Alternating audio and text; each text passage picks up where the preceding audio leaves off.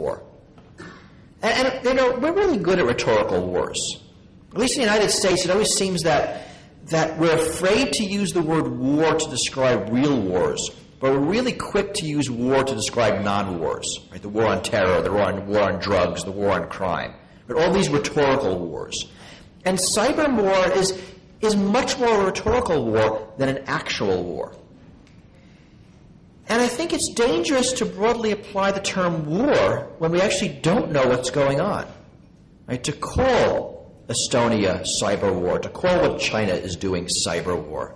And I think that's dangerous. The term war has a real meaning, and that we muddy the debate about policy when we talk about war.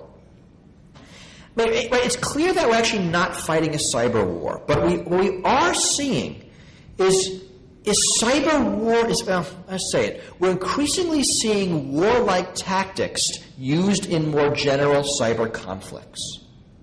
Right? That's what's going on. Right? That things that used to be war now aren't. Remember hackers declare cyber war in Australia? Right? So the tactics that you might want to call war are now accessible to a broader swath of people. It's like we all got together and bought ourselves a tank, right? And went and invaded Pakistan, right? I mean, that would be bad, right? That would cause a lot of geopolitical ripples, and we wouldn't do that. But we kind of can if we wanted to, get together and buy ourselves a few computers and go invade Pakistan, right? We can do that. The tactics are much more democratized. So some more examples of some of these general cyber conflicts. GhostNet. GhostNet is a Chinese spying network. It was discovered in March of 2009 by some researchers who were basically cleaning out the Dalai Lama's computer. And it's an amazingly complex and robust espionage network targeting the Dalai Lama and all then political, economic, and media targets in like 100 countries around the world, including India. I mean, there were some targets in India and the United States, and pretty much all the countries you would think of if you were China you wanted to spy on. Right? I mean, that's basically the list. Right? Embassies, foreign ministries, government offices. Whoever was running GhostNet was very sophisticated about penetrating networks. They used very clever blended threats to sneak in malware, and then basically set up eavesdropping, passively just monitoring. Right? Really a big deal. Is it war? Probably not. It sounds like espionage. July of 2009. It was on July 4th. July 4th is an American national holiday, and there was a large denial of service attack, actually against the U.S. and South Korea. North Korea has been blamed. The attacks seem to have come from either North Korea, China, London, or Florida. Right? There were lawmakers in the U.S. that said we should attack back with actual weapons, which, if it was Florida, would be awkward. Attacks against Google. In January of this year, Google said that we are undergoing broad cyber attacks from China. That they're breaking into, and they mentioned Gmail specifically. They're breaking into accounts and stealing emails. I mean, they're trying to eavesdrop. What seems to be, again, we don't know, that these are not government-sponsored attacks, but these are more government-sanctioned. Although one of the WikiLeaks cables that was just released about a week ago says that some of these attacks have much higher approval inside the Chinese government than we thought. Elections. I don't know if this happens in India, but it seems like now in the U.S., pretty much all major elections have some kind of hacking component. Right? The Republicans hack the Democrats hack the Republicans. If you remember, we had a vice presidential candidate, Sarah Palin. She had her email hacked. I mean, admittedly, she chose a stupid password. But even so, actually, it wasn't a password. It was the secret question. She's from Alaska, and I think the question, because if you forget your password, it drops you into a secret question. And often the secret question is less secure than your password. Right? And the secret question in her case was, where did you meet your spouse? And the answer was her high school. And there's probably like 4 high schools like in the whole state or something. I mean, it was just last month, there were some denial of service attacks in Burma, just before their elections. Right, so we see those. Last example is Stuxnet. Stuxnet is a really interesting example. It is a non-criminal targeted worm. If you don't know about it, I urge you to read about it. I have a couple of blog posts on it that link to some good technical descriptions. This is clearly a worm designed to do damage somehow. It attacks very specific industrial control systems and does a very specific thing. We don't know the target. We don't know the origin. The target is believed to be the Bashir nuclear power plant in Iran. There's a lot of circumstantial evidence leading us to believe that, no hard evidence. Although, the more we learn about the worm, the more that seems to be right. And it seems to have taken out the nuclear power plant. I mean, it seems to have worked. This worm had in it 4 zero-day exploits. It had an ability to jump air gaps using USB sticks.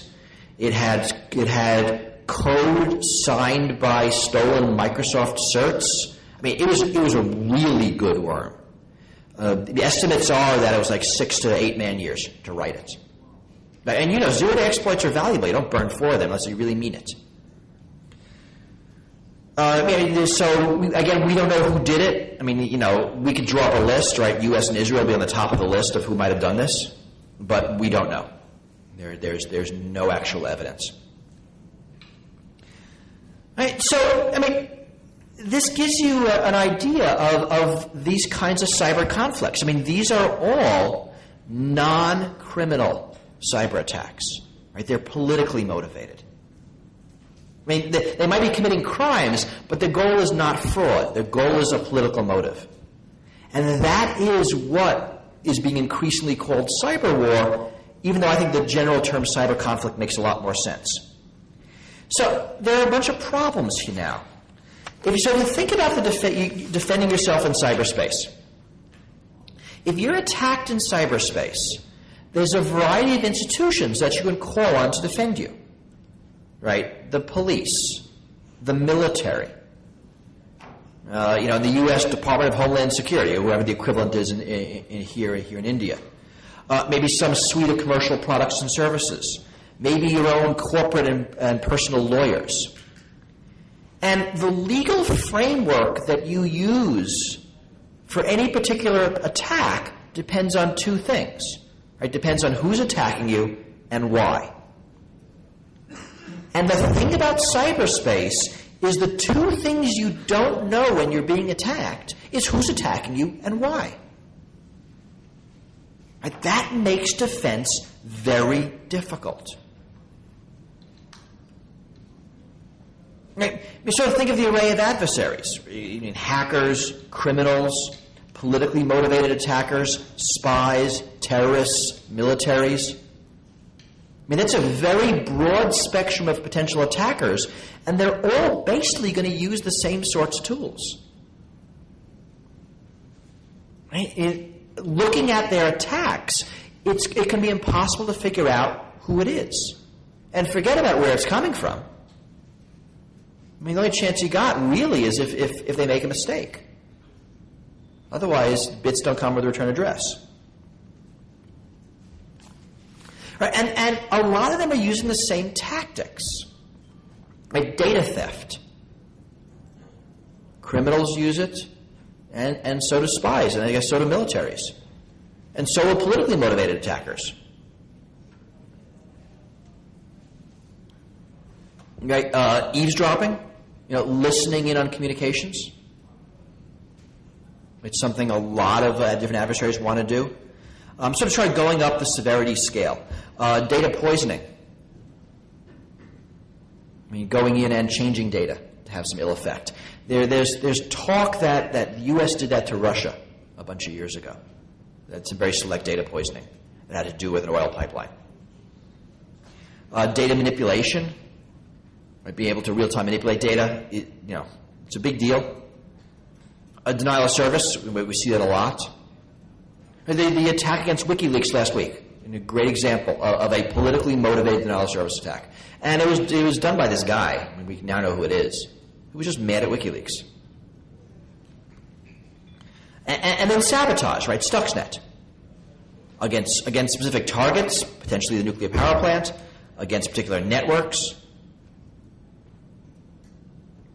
Right? What might have happened in Brazil.